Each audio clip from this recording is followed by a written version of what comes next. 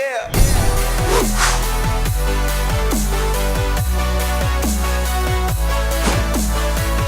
Welcome back to the Gridiron Expert, bringing you some of the best college football news, predictions, and analysis. Make sure to like this video. Go check out the description below where you can go follow us on Twitter at Gridiron Expert. Check out our official website and also use our promo code Gridiron over on BetNow. The links for all those things are in the description below. Well, I know what you're thinking. You're thinking, how is a game between two unranked teams one of our game of the weeks going into week 13? And I'm here to tell you that Pittsburgh at Virginia Tech is one of the biggest games of week 13, and it's a game that not enough people are talking about. Because this game between two of the more hottest teams in the entire ACC, both sitting at 7-3 right now, could very well determine who wins the ACC Coastal. And as we all know, coming into this season, we knew that division was wide open. We knew that Virginia was a heavy favorite. We knew Miami could be a contender. We knew Virginia Tech was maybe a contender, and Pittsburgh was as well because they won it last year. But no one knew who was going to win this division, and this game right here could determine it when the season ends next week. And here's why. If Pittsburgh wins this game over the Hokies, and then Virginia Tech beats Virginia, Pittsburgh will win the ACC. Of course, assuming Pittsburgh wins out. They have to win this game, win their last game, and then Virginia Tech has to beat Virginia, and Pittsburgh wins the Coastal for the second straight year. All Virginia Tech has to do is win out. They have to win this game over Pittsburgh, and then they have to defeat Virginia, which, as we all know, they've done a pretty good job of in recent years. If they do that, they win the Coastal. Of course, if one of those things screws up and then Virginia beats Virginia Tech, then the Cavaliers will win the ACC Coastal. So you've got three teams right now in the running for this division title, and this game right here on Saturday afternoon will play a major role in deciding who wins the division. So as always, we are here to break down this game for you, share our analysis on the offensive side of the ball, the defensive side of the ball, and then our keys to the game, and who's going to walk out of Virginia Tech with a huge win. So both of these teams, as we mentioned, are 7-3. And I said they're one of the hottest teams in the country, both of them. And we'll start with Pittsburgh because they've won 6 of their past 7 games. 6 of their past 7 games. And what's impressed me even more with Pittsburgh is that over the course of these 7 games, the 6 that they've won by an average of just 5.2 points per game. So what Pittsburgh is showing me is that they are capable of winning the close games. They are capable that if a game comes down to the wire, they have enough experience and enough composure to know that we can win these games. I mean, if you go back and look, the close games in recent weeks, Central Florida, you've got North Carolina, you've got Duke, all of those one-possession games that Pittsburgh ended up winning.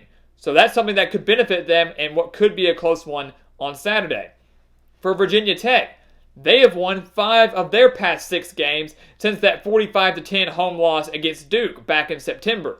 The only loss for Virginia Tech during that stretch was a 1-point loss in South Bend to Notre Dame. And once again, a game that the Hokies probably could have and should have won. So over the course of that stretch for them, they have a 6-overtime win over North Carolina and a blowout win over a then number 19 ranked Wake Forest team. So this Virginia Tech squad, to me, like Pittsburgh, has proven that they can win some close games, but has also proven they can play at a more elite level. They are really hitting their stride late in the season. Of course, that's what you want in college football. You want to finish the season strong. So both these teams are doing that and putting themselves in a great position to win their division. So offensively, we'll start with the visiting team and the Pittsburgh Panthers, a team that has struggled offensively. Even though they're sitting at 7-3, even though they have won 6 of their past 7, they're only averaging 22.2 points per game. And for many teams, if that was your average offense, you would not be winning games. But that's credit to Pittsburgh's defense, which we'll touch on here in a second. But they're only averaging a little over 20 points per game. And if you remember last year, Pittsburgh in their Coastal run, they were very run-heavy. Darren Hall and Quadre Olison, they were very, very run-heavy, had some phenomenal running backs. And that took a little bit of the pressure off of Kenny Pickett, who last year was inconsistent and this year is a little inconsistent as well. They've become very more pass heavy. Pittsburgh has relied more on the pass this year, averaging 260.1 passing yards per game. Pickett, though, has a little over 2,300 yards, 10 touchdowns, but 8 interceptions. Not a bad mark through 10 games, only 8 interceptions, but the touchdown interception ratio for me is a bit of a cause of concern. It should also be noted that during the season, Pittsburgh has been held to 20 points or less 6 times. So in 60% of the games they have played, Pittsburgh has failed to score more than 20 points. But once again, we mentioned that is not an issue because they are winning the games. You can win a game 3-0. A win's a win.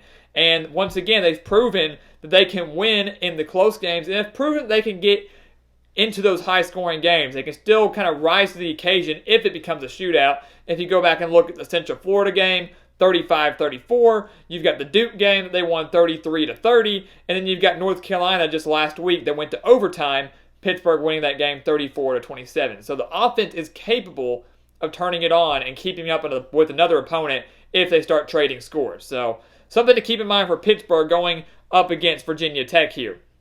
Now the Hokies, they're even more interesting on the offensive side of the ball, in my opinion. They started the season with Ryan Willis at quarterback. They've had some quarterback issues so far this season.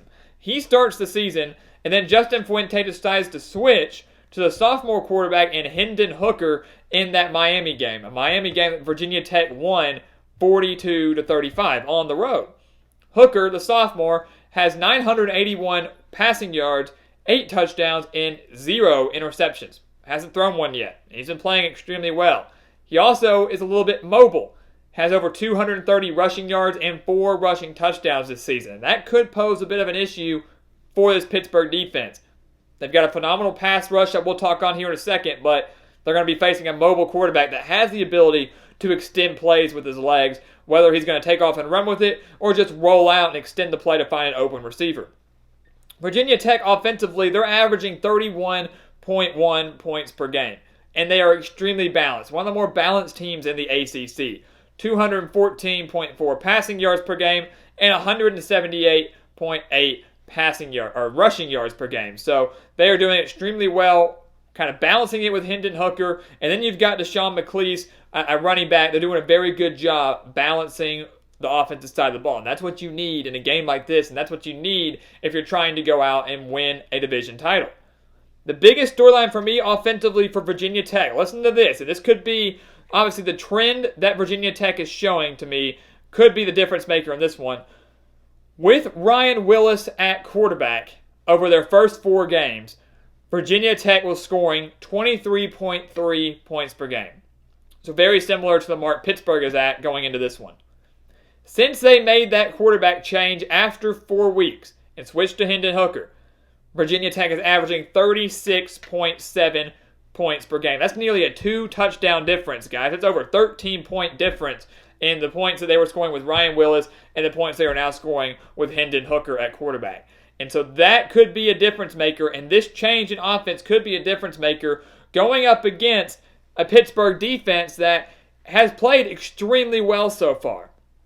Has played extremely well. We mentioned that. We mentioned that despite the offensive struggles for the Panthers, their defense is what's bailing them out.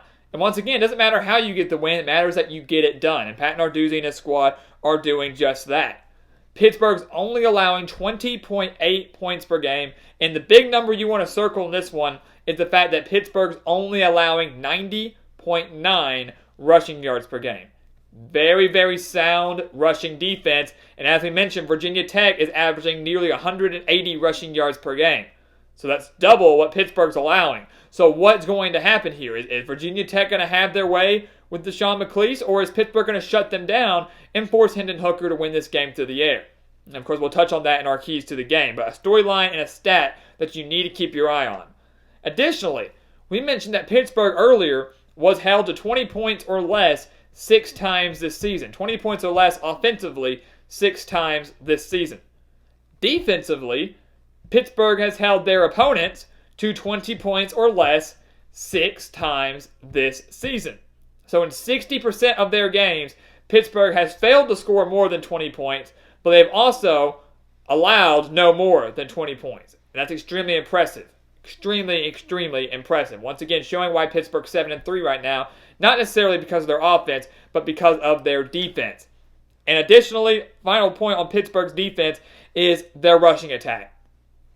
They have done it so quietly. Everybody wants to talk about Ohio State's rushing attack, Florida's, Penn State, somebody else at Auburn with their defensive line, but you're not looking at Pittsburgh, who has quietly, over 10 games this season, racked up 45 sacks. Not tackles for losses, but 45 sacks.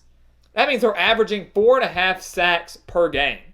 That is really good, and obviously a major cause of concern for this Virginia Tech offensive line. If they cannot shut them down, if they cannot shut down that Pittsburgh pass rush, it's going to be a long day offensively for Hendon Hooker and the Hokies.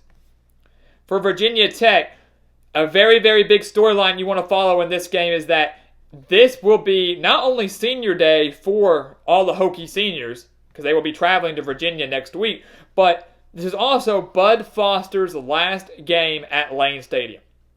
Bud Foster, the legendary defensive coordinator for the Hokies, been there for at least 2 decades now. Last game at Lane Stadium for him as defensive coordinator. We know they're going bowling, but he will never coach another game inside the stadium. So it's going to be bittersweet for those seniors and bittersweet for Bud Foster. And I would expect a big performance out of his defense in their final game at home. Now, their defense is peaking at the right time, as both these teams are. Their defense is really hitting their stride, especially over the last 3 games, allowing just 38 points combined. Over the last 3 games, 38 points. They allowed 21 to Notre Dame. They allowed 17 to Wake Forest, and just shut out Georgia Tech 45-0, a team that Pittsburgh only beat 20-10. So they're allowing just 12.7 points per game over the past 3 weeks. And to me, that's extremely impressive. The only concern I have, we mentioned Pittsburgh's big stat to watch out for. Virginia Tech's big stat to watch out for is that they allow 241.1 passing yards per game.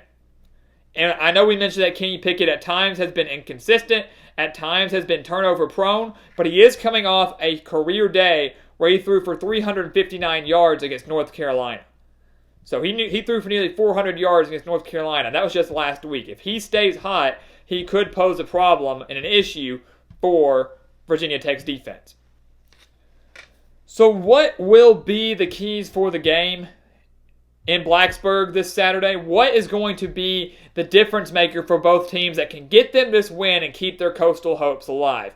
For Pittsburgh, their biggest key is going to be continue the pass rush. Don't let up. Rush the heck out of Hendon Hooker and make him uncomfortable in the pocket. We mentioned that Hooker has the potential and has the capability of extending plays, whether that's just taking off and running or whether that is just extending plays and finding a wide receiver. So he's not just a pocket passer that is going to take the sack immediately. He's going to try everything he can to avoid it and does have the ability to avoid it.